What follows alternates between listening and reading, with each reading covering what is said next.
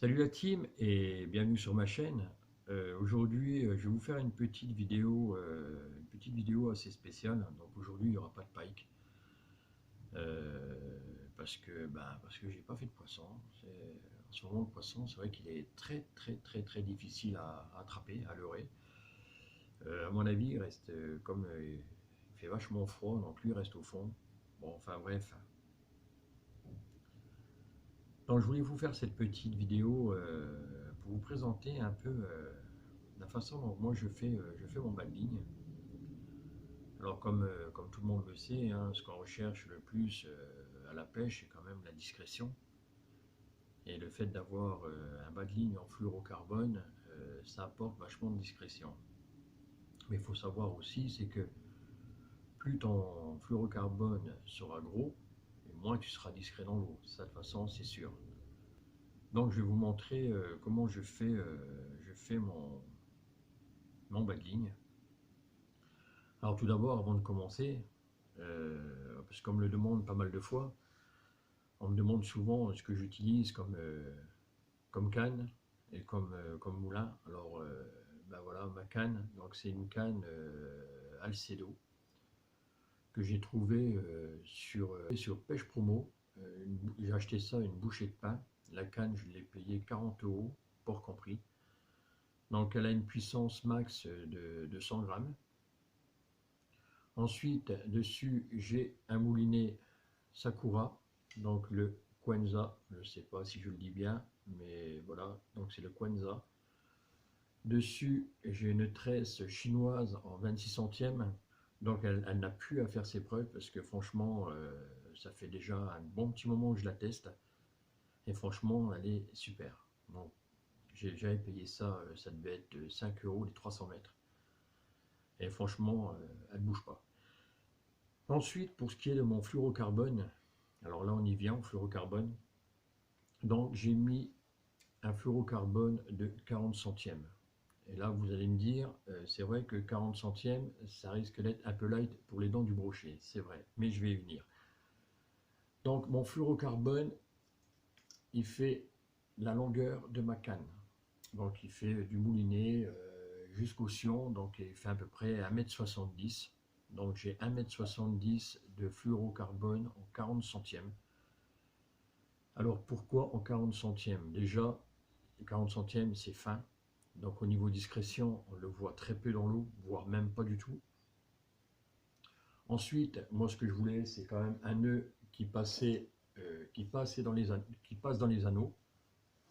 Donc en utilisant un 40 centièmes en fluorocarbone avec une tresse de 26 centièmes, donc le diamètre est presque identique, je dis bien presque identique, et on se retrouve avec un, bougez pas, je vais regarder si ça marche, voilà, donc je sais pas si vous allez voir, donc ça fait vraiment un tout petit, vraiment petit nœud, donc ça passe super bien, dans les anneaux, ce qui ne serait pas le cas si vous utilisiez un 70, 80 ou 100 centièmes.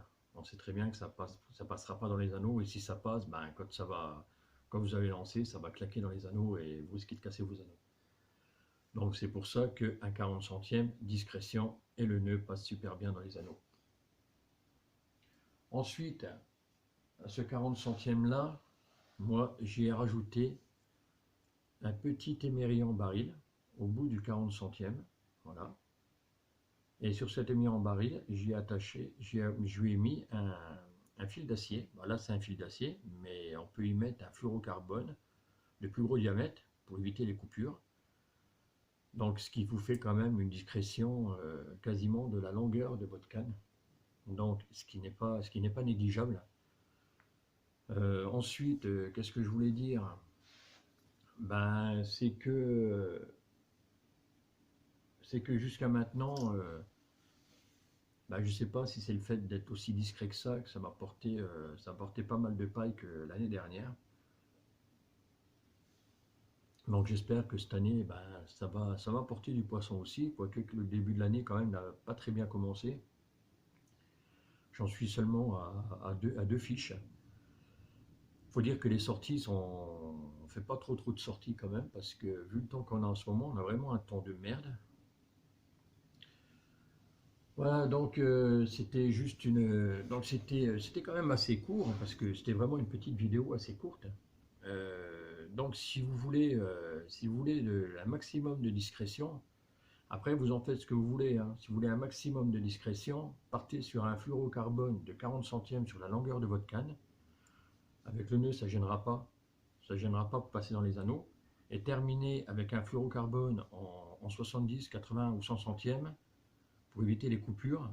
Et là, au niveau discrétion, c'est assuré pour vous. Je voulais aussi vous montrer aussi, je ne sais pas si vous vous rappelez, j'avais fait une petite vidéo sur des leurres chinois de chez AliExpress que j'avais commandé. Donc là, du coup, j'en ai recommandé parce que, voilà, c'était des petits leurres, c'était des petits leurres à personnaliser. Donc, j'en ai deux, trois, j'en ai personnalisé un. J'ai hâte de l'essayer parce que on verra bien ce que ça va donner. Donc le voici, je vous le montre. Donc voilà, donc blanc, pailleté, avec un petit peu de noir et un petit peu de, je sais pas si vous allez voir, un petit peu de rouge, en dessous. Et je lui ai mis un petit pompon rouge à l'arrière, qui dans l'eau imite vraiment un poisson qui est en train de saigner. Donc j'ai hâte de l'essayer. Donc j'ai mis aussi, j'ai enlevé un triple. J'ai mis un seul triple, donc j'ai mis un plus gros. Donc il est un tout petit peu plus gros. Et j'ai supprimé celui qui était à l'arrière parce que lors d'une de mes sessions, quand j'ai attrapé, je crois que c'est le premier paille que j'ai fait cette année, il avait vraiment gaufré le leurre. Et c'est vrai qu'avec des petits triples comme ça, deux triples, j'avais galéré pour l'enlever. D'ailleurs, si vous avez vu la vidéo, vous verrez quand même que je suis obligé de passer par Louis pour arriver à lui enlever le triple.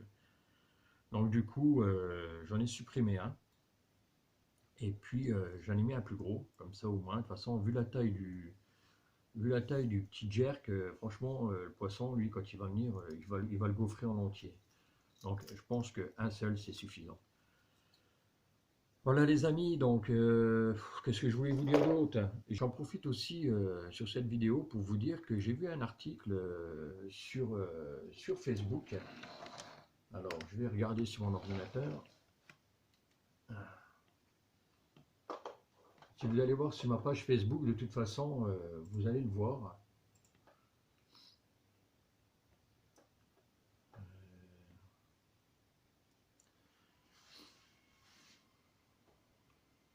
Alors, Facebook.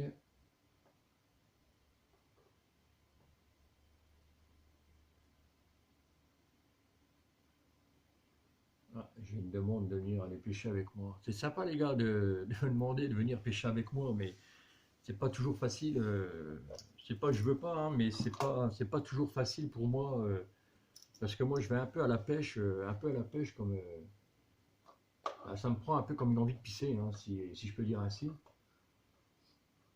Donc j'avais mis donc sur ma page Facebook, hein, il y a un article. J'y viens, hein, vous impatientez pas.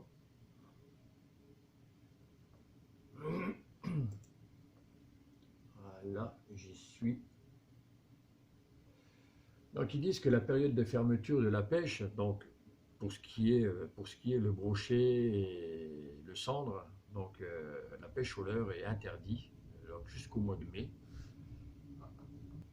Ils disent que voilà, il y a le code de l'environnement stipule dans l'article R 436-33. Alors, ils disent que pendant la période d'interdiction spécifique de la pêche du brochet, la pêche au vif, aux poissons morts et artificiels et au leurre susceptible de capturer ce poisson de manière non accidentelle est interdite dans des eaux de seconde catégorie piscicole. Donc ils disent aussi qu'en vue de capturer d'autres carnassiers tels que la perche ou le silure, Il est néanmoins possible d'utiliser des appâts naturels ou artificiels pour respecter la réglementation en vigueur. Voilà, donc en gros, la pêche du brochet est terminée. La pêche du cendre aussi, on n'a plus le droit de pêcher. Vous n'avez plus le droit de pêcher au leurre, vous n'avez plus le droit de l'attraper avec quoi que ce soit, de toute façon le brochet ou le cendre. Donc jusqu'au mois de mai, là, on ne peut plus pêcher. Par contre, si vous avez envie de pêcher le silure ou la perche, là, vous pouvez la pêcher, mais pas au leurre, seulement à l'appât naturel. Voilà, donc je tenais quand même à dire ça, parce que peut-être qu'il y en a qui ne le savent pas. Donc je tenais quand même à le préciser. Donc j'ai mis ça sur ma page Facebook. Donc vous irez faire un tour et puis vous verrez un peu avec quoi vous pouvez. Je vois même qu'on peut pêcher aussi à la mouche. Pourtant, je pensais que pêcher à la mouche était interdit parce que c'était considéré comme un leurre artificiel, mais apparemment on peut pêcher, c'est autorisé. Donc allez faire un tour sur ma page Facebook et puis vous verrez l'article. Voilà, donc ben voilà, donc c'était une petite vidéo. Donc à la base, c'était quand même pour vous montrer un peu mon bas de ligne. Et du coup, je suis parti sur autre chose. Mais bon, enfin bref, c'est un peu ça les vidéos. Quand je fais les vidéos, c'est instantané. Je prends mon téléphone, je le pose et puis voilà. Donc puis je balance. Hein, je dis ce que j'ai à dire. Des fois, je m'y reprends quand même à 3, 4, 5, 6 fois. Hein, c'est pas évident. Hein. Et puis voilà, donc voilà, donc c'était pour vous parler de mon badine. Donc je vous dis, donc en gros, si vous voulez être le plus discret possible, donc partez sur un grand badine en fluorocarbone. Donc partez sur un 40 centièmes, comme ça le diamètre fluoro et votre tresse sera presque équivalent. Donc ça vous fera un tout petit nœud, ça passera dans les anneaux, il n'y aura pas de souci, ça claquera pas, ça va. Le nœud sera tellement petit qu'on le verra, on le voit à peine. Et terminé par un émerillé en baril avec un bout de fluoro en 70, 80 ou 100 centièmes sur une longueur de 20 cm. Et ce qui est aussi beaucoup plus pratique pour lancer quand on a un petit bout de 20 cm qui dépasse du bout de votre scion, c'est quand même plus pratique pour lancer. Voilà, donc c'était Laurent de la chaîne River Fishing, donc j'espère que ça vous a plu. Donc n'hésitez pas à liker, à partager, et puis bah, si vous avez des questions, n'hésitez pas, l'espace commentaire est en dessous pour ça. Et si je peux y répondre, j'y répondrai. Allez, ciao les gars, à plus et gardez la pêche.